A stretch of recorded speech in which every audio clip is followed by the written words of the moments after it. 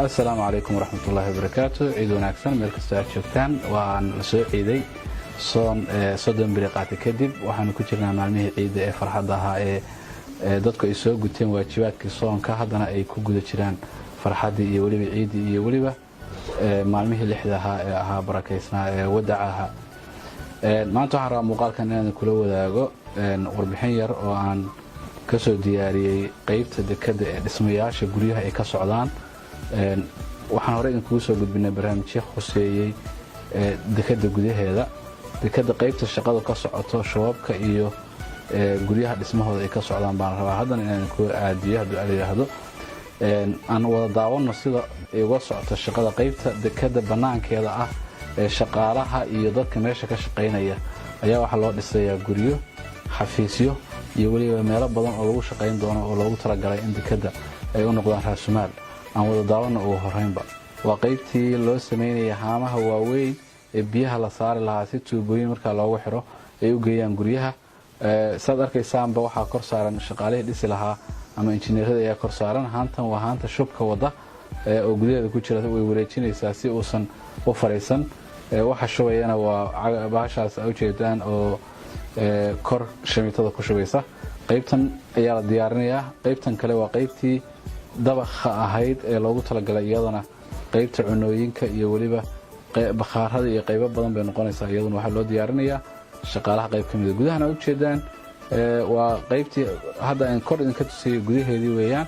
si wanaagsan ayaa loo dhisay oo arkaysaan iyadana sidoo kaleeto korkeedana waa kana marka kor ka fiirisaan waa dabaqaas aad u jeedaan hoosna guryaha ka korna la rabo in dabaq kale laga saaro la yiraahdo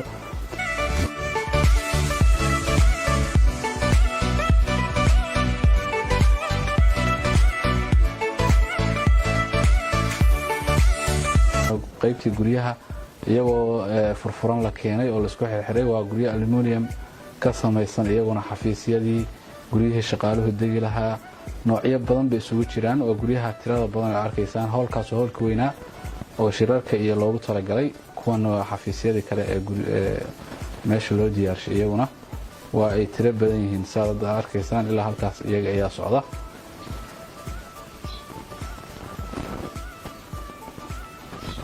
wali xirxidoodii ayaa socota oo arkaysaan qayb kamid in la wado howlkii waa kana weynaa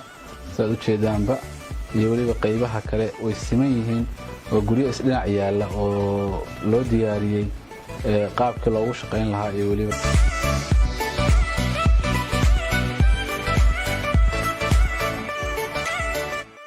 waa kuwana guryaha u jeedaan albaabadoodii oo furan iyo waliba qaabkaas dhinacayaalka ee loogu talagalay in laga wada shaqeeyo iyadoo la xirxirayo injineerka qaybta korontada mukayfiyada iyo laga diyaarinayna waa kana injineerkaas ayaa diyaarinaya shaqaalaha u jeedaan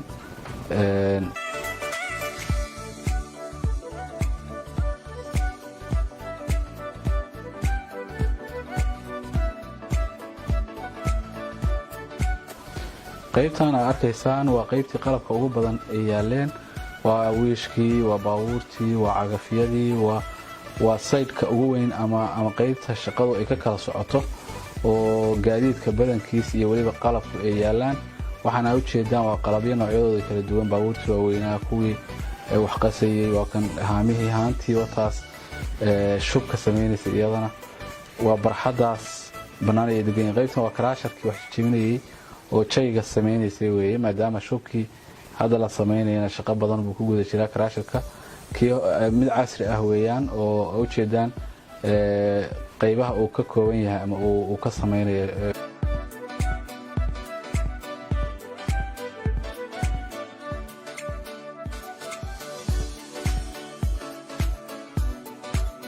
baabuurtii lagu shaqeynayay waa kuwana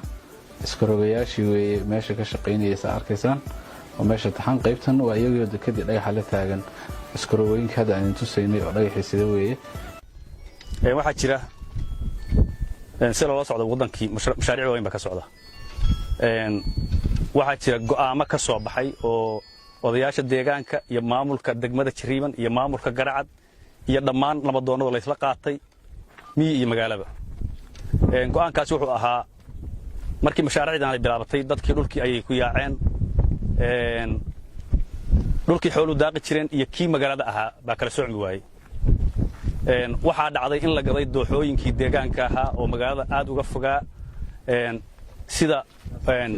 aduu dhul jira 20 kilomitir 10 kilomitir baa la degay oo la gatay oo la rabaa in la magaaleeyo waxaa markaa isku dhex yaacay dhulkii xoola daaqeenka ahaa iyo dhulkii deegaanka magaalada ahaa waxaa ka timid dhib culus dadkii reer miyiga markay arkeen dooxooyinka ay deganaayeen in lagu dul gatay maamulkii degmada Jariiban maamulkii Garacad nabadoonnadii odayaashii dhammaan dadkii deegaanka deganaa waa la isku yimid waa la shiray go'aan baa la wada qaatay mid ah waxaan rabnaa go'aankii la wada qaatay inaan maanta ummadda gaarsiino cidii aysan gaarin baan rabnaa maanta inaan gaarsiino go'aanka la qaatay waxa weeyaan 3 kilomitir wax ka baxsan inay tahay xoolo daaqeen marka Garacad la joogo meesha hawshu ka socoto oo mashruuca ka socda waa Garacad dhulka lagu yaacayna waa dhulka Garacad dhulka Tombaleen baa jira dhulka la saari doona hadii la yiraahdo waxaa jiray hadii la yiraahdo meelo laga shaqayn doono oo seera ah oo la seereeyay oo loo seereeyay mashaariicda socota iyo wixii kale oo dangooda oo loo baahdo dadku way imaanayaan dhul bayna raadinayaan waxa laga yaabaa cidii maqashay iyo cidaan maqalba waxaan rabnaa cid kasta oo dhul doonaysa cid kasta oo rabta meesha inay degto cid kasta oo rabta inay wax ka qabsato waa soo dhaweynana waxaan rabnaa in ay maamulka soo maraan waxa ay doonayaan inay si xalaal oo nadiif u gataan hada dad waxa jira dhul gatay annagoo la war gadanina war lacagtiina bixnina war meeshaani waa seere war meeshaan lama ogola waxaan sheegnaa dadkaasi lacagtooda horta waxay ku lacag badda ku dhacday weeye qofkii nooca sameeyana lacagtiisu sidoo kale noqonaysa meel 3 kilomitir ka baxsan cid isticmaali kadha oo u isticmaali kadha magaalo ma jidho waxa loo isticmaali karaa xoolo daaqeen waxaan u sheegnaa marka cidii doonaysa inay dhul gadato inay maamulka soo madho waan u sharciyeynaa markay dhul nadiif gataan sabr loogaday sharciga ahayd baan siinaynaa waa loo canshuurayaa dhul macnaha wuxuu noqonayaa wax sharciya laakiin qofku hadduu inta lacagtiisa la yimaado asagoo maamulka soo marin odayaasha soo marin dadka meesha magaalada ka warqaba oo soo marin uu intuu wiil hoos lacag ka siiyo uu yiraahdo dooxadaan iga iibi dooxa wax iibsan karaa ma jiraan go'aanka la gaaray waxa kale ka mid ah 40 wax ka badan oo isku xiran oo dhul la gadi karaa inuu jirin waxaan u sheegaynaa dadka dhulka danaynaya oo doonaya inay iibsadaan 40 wax ka badan oo la gadi karaa inuu jirin wax 3 kilomitir ka baxsan oo la gadi karaa 40 waa 4 boos intaasaan rabaa inaan ku darsado Tombaleenkii waa soo socdaa waxaan rabnaa Tombaleenka in la soo dhaweeyo Tombaleenku dhul aan Tombaleen lahayn magaalo aan Tombaleen lahayn waxay noqonaysaa magaalo ma noqonayso wadadii iyo gurigii iyo magaranaysaa meelihii kale oo adeegyada bulshada lama kala garanayo waxaan rabnaa marka hadii la yiraahdo Tombaleenku waa soo socdaa in loo diyaar garoobo in lala shaqeeyo in laga qayb qaato in la soo dhaweeyo inta ka horeysana dhulka la joojiyo oo dad qofka dhulka gadanaya haddaan Tombaleen hadhow meeshaan ma wada mari doonta ma wax kale oo danguuda qabsan waxay noqon doontaa lama oga inta ka horeysana dadku waxaan leenahay isku khasaarinina dhulka Tombaleen baa la saaraya dhul birima dhul sugunta dhul teersa dhul wada intaas uu kala bixi doonaa hadii la yiraahdo dhulka dadka lacagta soo dirsanayo oo dadka u soo dhiibanayo oo kiiloomitirka soo gada leh oo boqolka dollar looga bixinayo xoolihiina cidlay jiraan ogaada dhulina gadna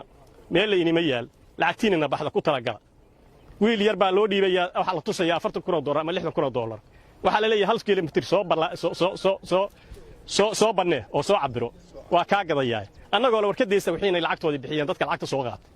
hal laga dadaal iska jira xoolo lacagtiina waa maqanta dhulo inay sugumayo meel inima yaal go'aan baa laga gaaray boorar baa laga qoray hadday tahay maamulka hadday tahay odayaasha hadday tahay dawladda cid kasta boorar baa meel walba yaal ha ku xisaabtanina ninkii dooxa gatayo waxa la gadan karaa wax 40 oo maamulka soo maray oo xafiiska la furay oo ah bahalka la yiraahdo